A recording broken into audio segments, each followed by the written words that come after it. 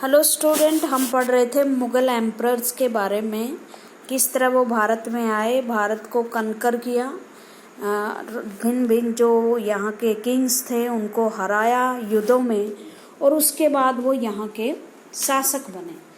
तो फर्स्ट आपको बताइए, जो फर्स्ट मुग़ल एम्परर यहाँ आया था उसका नाम था बाबर, जो 1526 ईस्वी में आया, और ये थोड़े से ही दिन 4 साल ये रहे, और काफ़ी जो लंबा समय इनका युद्धों में ही बीता। ज़्यादातर जो एडमिनिस्ट्रेशन या गवर्नमेंट इस्टेब्लिश करने के काम थे वो ज़्यादा कर नहीं पाए।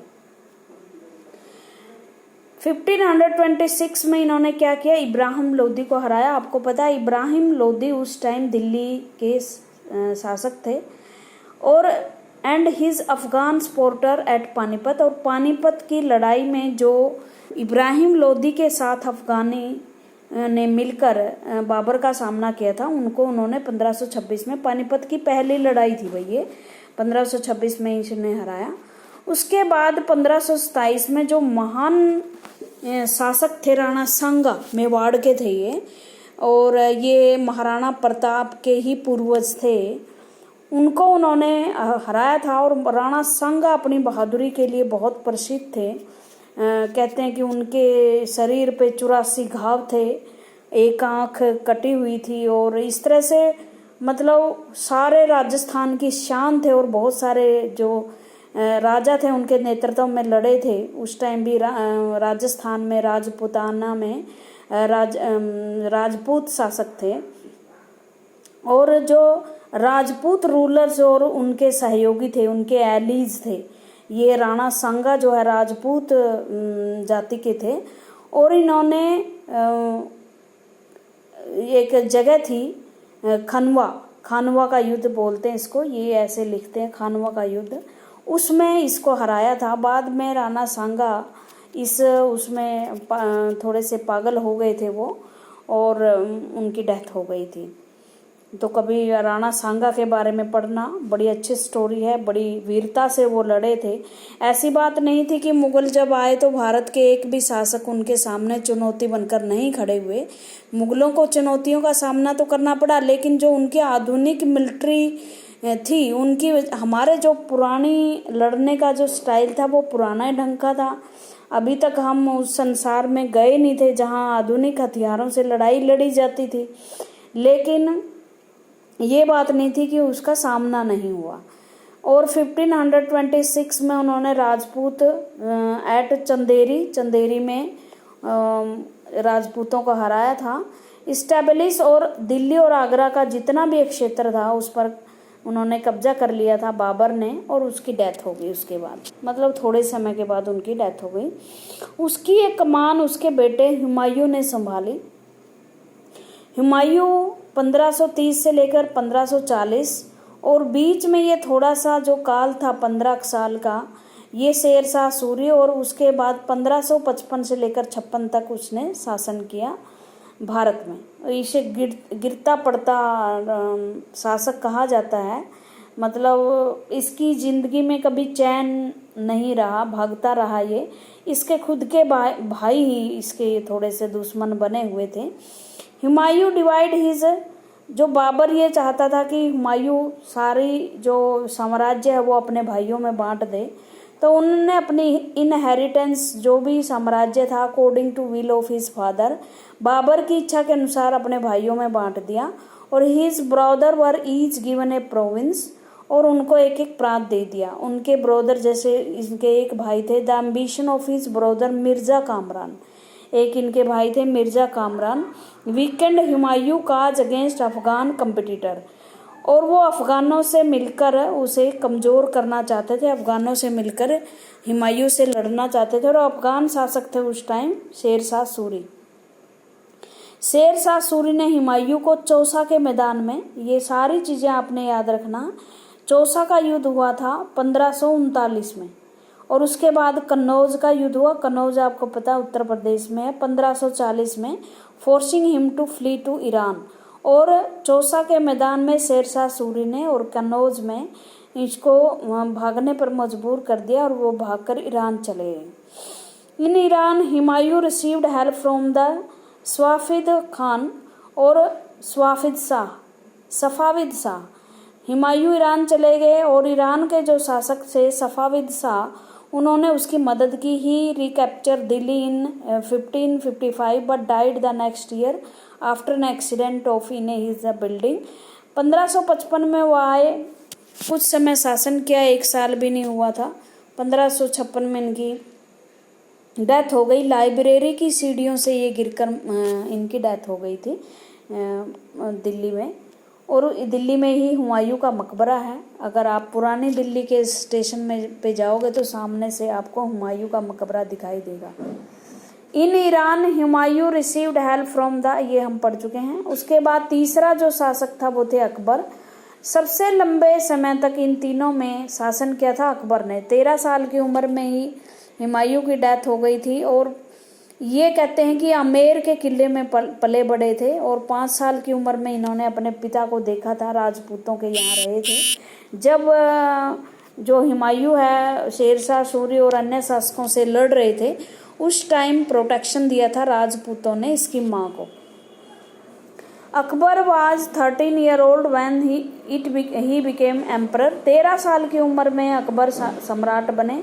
His resign can be divide into 3 periods. और उसका जो शासक हम 3 पीरियड्स में बांटते हैं। सबसे ज़्यादा जो इसको गद्दी पर बैठाने वाले थे, एक बाग था इनका कलानौर में, पंजाब में, वहाँ इसको गद्दी पर बिठाया गया था बैरम खान के द्वारा। बैरम खान इसके संरक्षक बन गए थे 13 साल की उम्र में।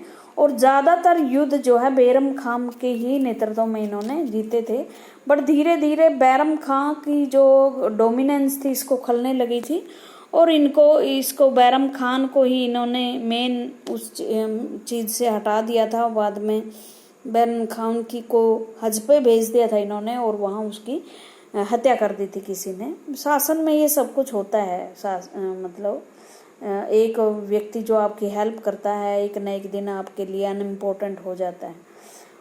3 पीरियड्स में उसका शासन बांटा जाता है। नंबर 1, और ये अनपढ़ राजा होते हुए भी बहुत बुद्धिमान माने जाते थे। 1556 1570 1556 से लेकर 1570 तक Akbar become independent of the regent Bairam Khan.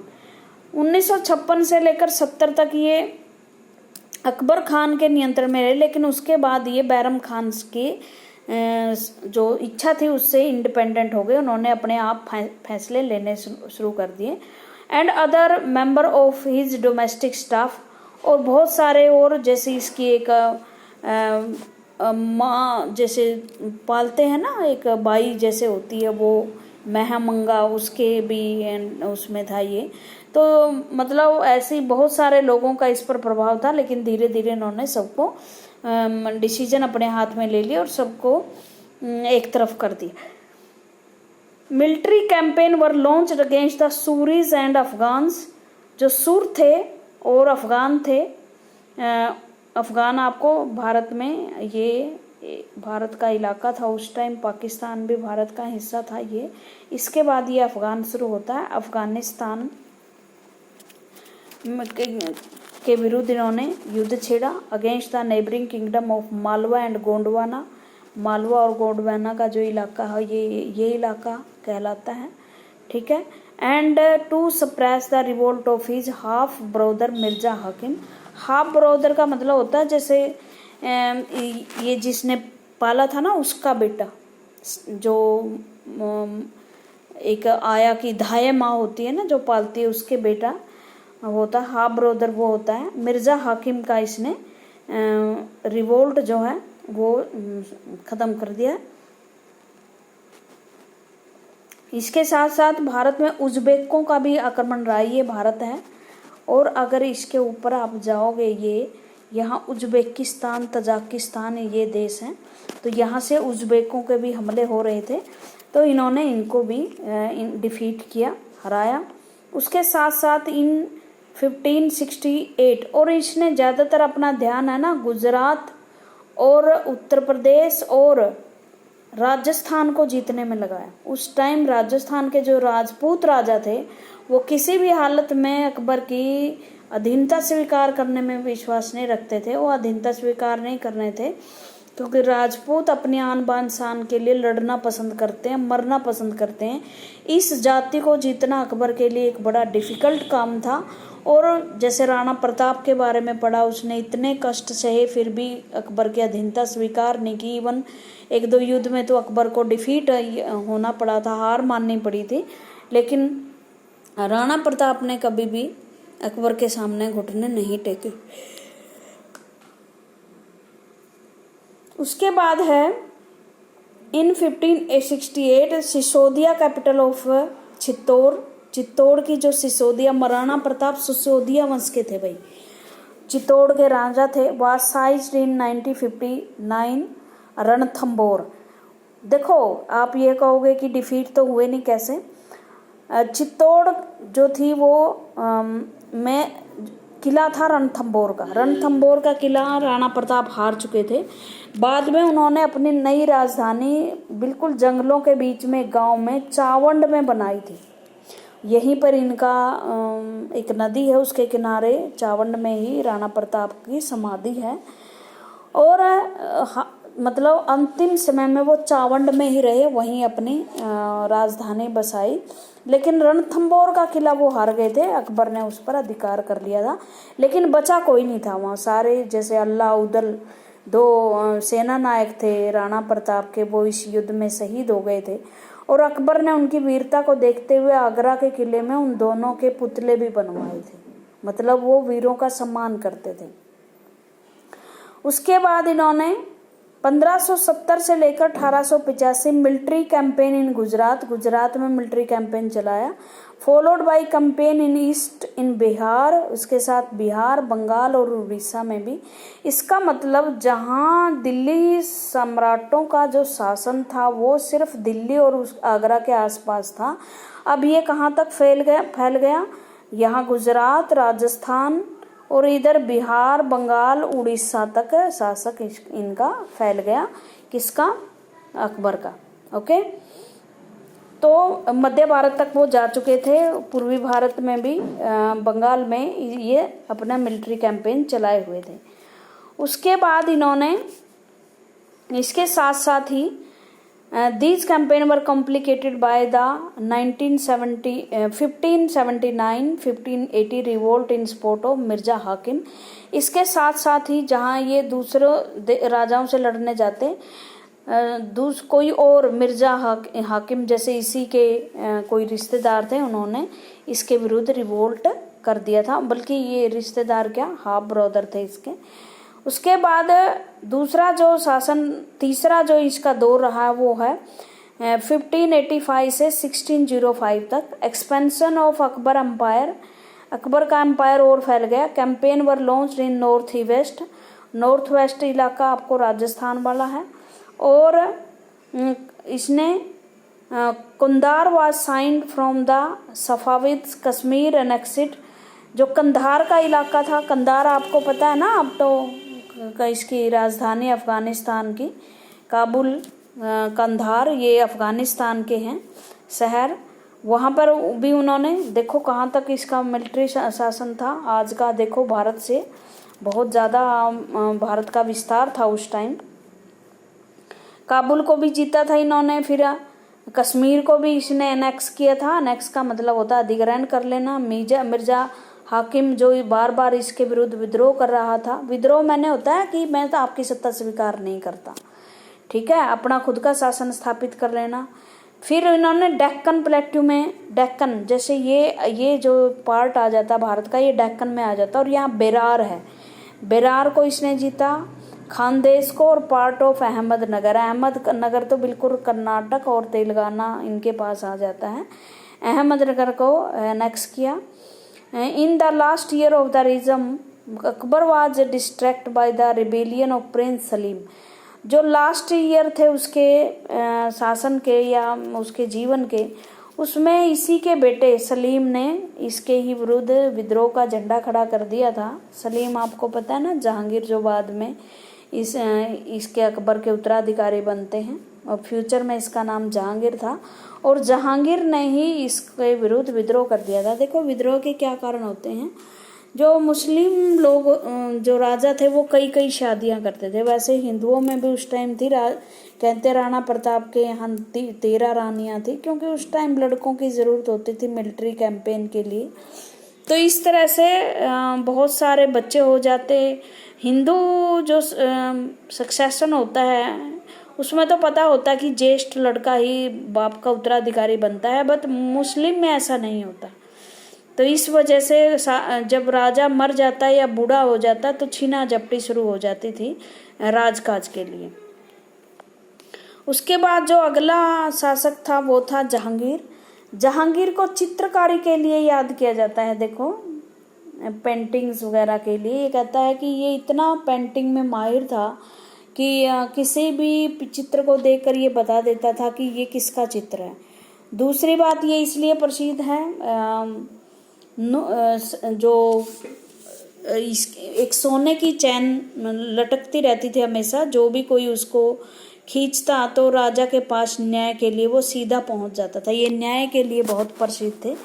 इसके साथ साथ इसकी एक वाइफ थी नूर जहां, उसके सिक्के इसके साथ चलते थे। ये माना जाता कि अकबर काल की सबसे ताकतवर महिला थी, क्योंकि इसके सिक्के जब राजा के साथ छपने लगे, इससे पहले किसी भी रानी के या क्वीन के सिक्के नहीं ढले थे, सोने जैसे सिक्के होते हैं ना उन पे। उसके साथ साथ इन्होंने भी जैसे मिलिट्री कैंपेन चलाए, अकबर ने जो चलाए, उसके साथ साथ जैसे सिसोदिया रूलर ऑफ मेवाड़, मेवाड़ का जो राणा था अमर सिंह, राणा प्रताप की मृत्यु हो चुकी थी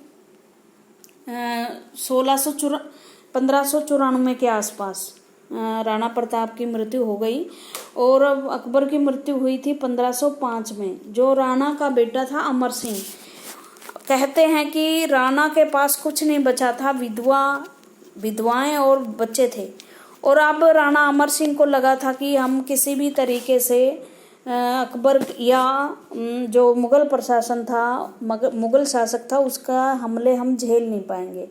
इस वजह से उन्होंने समझौता कर लिया था, लेकिन समझौता ये भी नहीं किया कि हम आपकी अधीनता स्वीकार कर रहे हैं, बिल्कुल उसकी सर्विस स्वीकार कर ली थी उन्होंने, बट अपनी गरिमा के साथ। ठीक है, तो राजा अमर सिंह जो राणा प्रताप का बेटा था, एक्सेप्टेड मुगल सर्विस, मुगलों की सेवा स्वीकार कर ली थी। Less successful campaign against the Sikh, लेकिन इन्होंने सिखों के विरुद्ध, जैसे गुरु तेग बहादुर थे, इनके ही काल में उनकी शहादत हुई थी।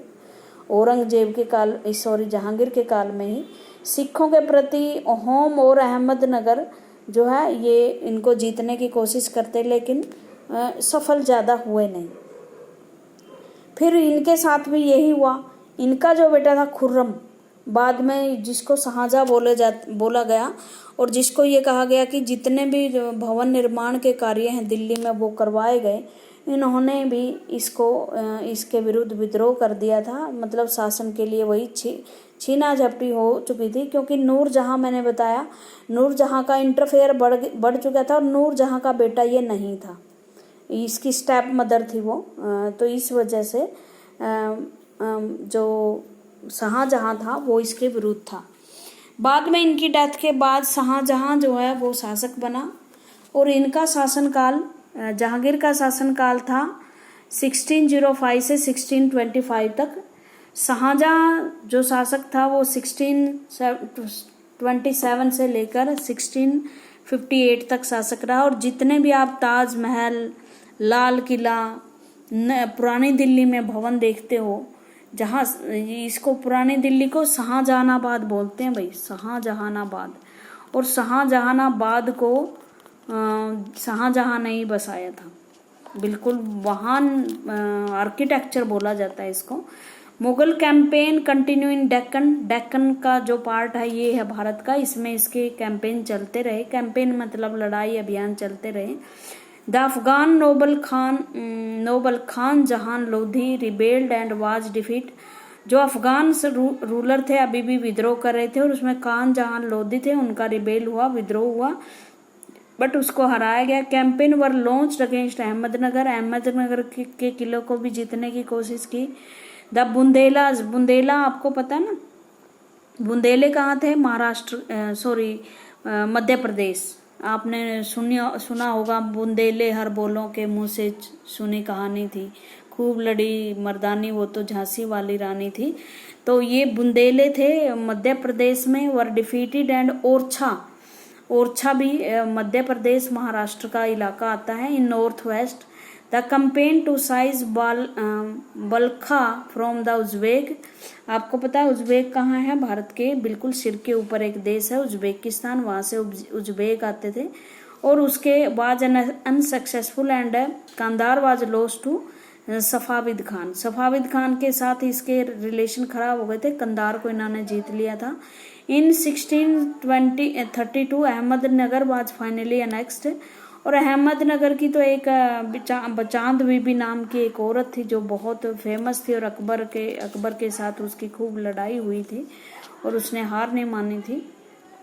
तो अंत में अहमदनगर को भी शाहजहां ने जीता था, बीजापुर को जीता। Force sued for the peace in 1657 and 1658 में देर वाज कॉन्फ्लिक्ट, फिर इनके आपस में ही लड़ाई हो गई।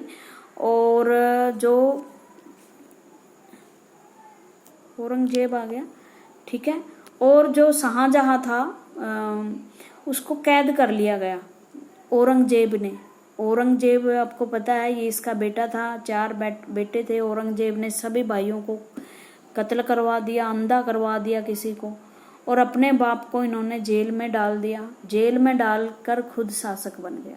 औरंगजेब के बारे में अगली वीडियो में पढ़ेंगे। Thank you very much.